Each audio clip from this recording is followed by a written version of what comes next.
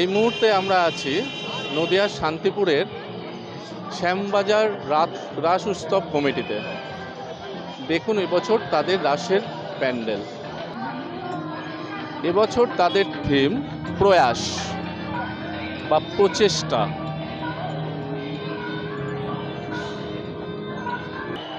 দেখতে পাচ্ছেন সম্পূর্ণ হাতের কারুকার্যে তৈরি হয়েছে মণ্ডপসজ্জাটি। অপূর্ব সুন্দর মণ্ডপসজ্জাটি সেজে উঠেছে, চারিদিকে আলোকিত, আলোকময় হয়ে উঠেছে। আলোর সাথে সাথে কিছু চলমান দৃশ্য আমাদের চোখে পড়ছে। খুব সুন্দর অপূর্ব একটি ছবি।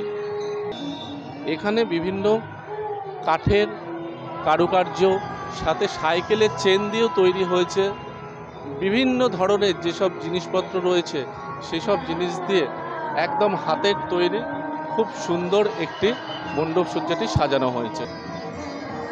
প্যান্ডেলের মধ্যেই আগুন দিয়ে মশাল জ্বালানো হয়েছে। খুব সুন্দর দৃশ্য দেখছেন, দেখতে থাকুন। টাইম সব কিছুই দেখতে পাচ্ছেন। এখানে বেশিরভাগ জিনিসই চলমান। যে চক্রটি দেখছেন, চক্রটি কিন্তু স্থির নয়, এটা ঘুরছে কন্টিনিউ।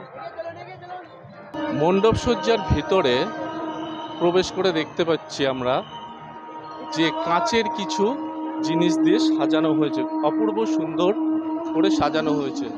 এবং তার সাথে সাথে টেবিল পাখার যে ঢাকনা, সেগুলি দিয়েও কারুকার্য করা হয়েছে এবং তার সাথে কাঁচের বোতল রয়েছে।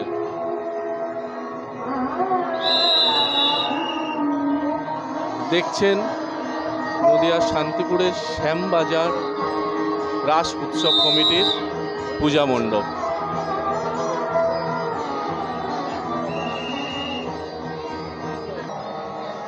রাস উৎসব মানে যে শুধু বিগ্রহ তাই নয়, তার সাথে সাথে কিছু কিছু বারোয়ারি, যেমন আমরা যেখানে রয়েছি শ্যামবাজার রাস উৎসব কমিটিতে, তাদের আরাধনায় রয়েছেন শ্রী শ্রী সত্যনারায়ণ।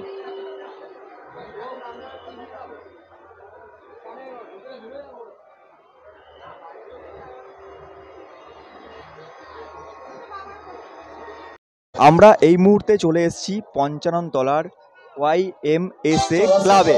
এবারে তাদের চিন্তা ভাবনা কিন্তু একদম ময়ূর মহল, মানে তারা প্যান্ডেলের মণ্ডপের মাধ্যমে তারা ময়ূরের যে গঠনটা হয় না, ময়ূরের যে সৌন্দর্যটা হয়, সেটাই তারা থার্মোকলের মাধ্যমে কিন্তু পুরোটা তুলে ধরেছে। অসম্ভব সুন্দর কারুকার্য করা, শিল্পীরা তাদের কারুকার্য অসম্ভবভাবে ফুটিয়ে, খুব ভালোভাবে ফুটিয়ে তুলেছে। এবং তার সাথে আমরা দেখতে পাচ্ছি লাইটের কারুকার্য সুন্দর। আমরা এই মুহূর্তে কিন্তু আছি YMSA। তারা কিন্তু এত সুন্দরভাবে কারুকার্য করে তাদের মণ্ডপটাকে সুসজ্জিত করেছে, সত্যি চোখে লেগে থাকার মতন।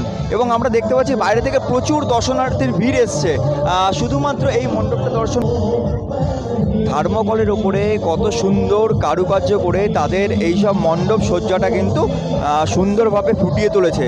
এবং তার ভেতরে কত সুন্দর আলোকসজ্জা, যেটা আমরা আপনাদের সামনে তুলে ধরেছি শুধুমাত্র ক্রাইম বেঙ্গলের পর্দায়। আমরা এতক্ষণ দেখালাম মণ্ডপের বাইরের কারুকার্য, এখন আমরা দেখাচ্ছি ভেতরের কারুকার্য। কত সুন্দরভাবে তারা ফুটিয়ে তুলেছে তাদের থার্মোকলের যে কারুকার্য, সেগুলো সুন্দরভাবে ফুটিয়ে তুলেছে। দেখতে পাচ্ছেন শুধুমাত্র ক্রাইম বেঙ্গলের পর্দায়। এবং দেখুন একদিকে যেমন দেখলাম আমরা তারা সুন্দরভাবে তাদের মণ্ডপ সজ্জাটাকে সুসজ্জিত করেছে, ঠিক তেমনি কিন্তু তাদের ঠাকুর যে প্রতিমাটা করেছে, সেই প্রতিমার একটা চিত্রটা আমরা আপনাদের সামনে তুলে ধরেছি। অসম্ভব সুন্দর, অসম্ভব সুন্দর চিত্র তাদের তুলে ধরছি। দেখুন, দেখতে পাচ্ছেন শিব, দুর্গা, হনুমান, সরস্বতী সমস্ত ঠাকুরকে কিন্তু এত সুন্দর চিত্রের মাধ্যমে তারা ফুটিয়ে তুলেছে। আমরা সামনে থেকে দেখাচ্ছি, আপনারা একটু ভালো করে দেখুন। এবং এই ক্লাবটি কিন্তু এবছর 32 বছরে পদার্পণ করলো।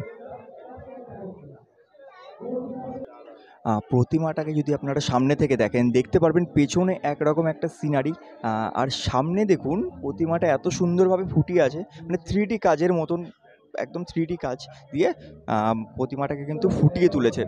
শিল্পীর অসাধারণ কারুকার্য, এরকম কারুকার্য শুধুমাত্র শান্তিপুরের বুকেই কিন্তু আপনারা দেখতে পাবেন। দেখুন রাধাকৃষ্ণ, এবং পাশে দেখতে পাচ্ছেন মা কালী আছে, তার পাশে আছে হনুমান। সমস্ত ঠাকুরকে কিন্তু একত্রিত করে একটা সুন্দর একটা থিম তারা পরিবেশন করেছে YMCA ক্লাবে।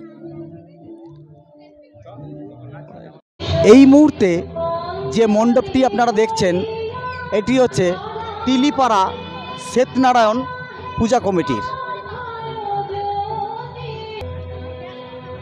এই যে মণ্ডপটি সুসজ্জিত করা হয়েছে এটা হচ্ছে প্রেম মন্দিরের আদলে করা হয়েছে। দেখুন এখানে রাধাকৃষ্ণর বিভিন্ন লীলাকে তারা তুলে ধরেছে। রাধাকৃষ্ণর যে লীলা খেলা সেইটার মধ্যেই বিভিন্ন ছবির মাধ্যমে এই মণ্ডপটিকে তুলে ধরেছে। দেখুন মণ্ডপটি সুসজ্জিত হয়েছে প্লাস্টিকের চামচ ও ফর্ম দিয়ে। এই পুজো এবছর 53 বছরে পদার্পণ করলো। দেখুন ওনাদের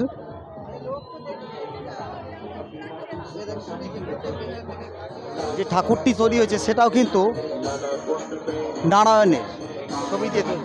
দেখুন পুরোটা নারায়ণ, কিন্তু পুরো মণ্ডপের ভিতরে রাধাকৃষ্ণর বিভিন্ন ধরনের, যেমন রাধাকৃষ্ণর একাধিক লীলা খেলা এরা দেখিয়েছে, যেগুলো আমরা বিভিন্ন দেখতে পাই। সেই জিনিসগুলো পুরো নীলা খেলা এরা তুলে ধরেছে, রাধাকৃষ্ণ নীলা খেলা তুলে ধরেছে। তার সাথে যে এদের যে ঠাকুর সেটি হচ্ছে নারায়ণ। আপনাদেরকে ভালো করে দেখানোর চেষ্টা করব।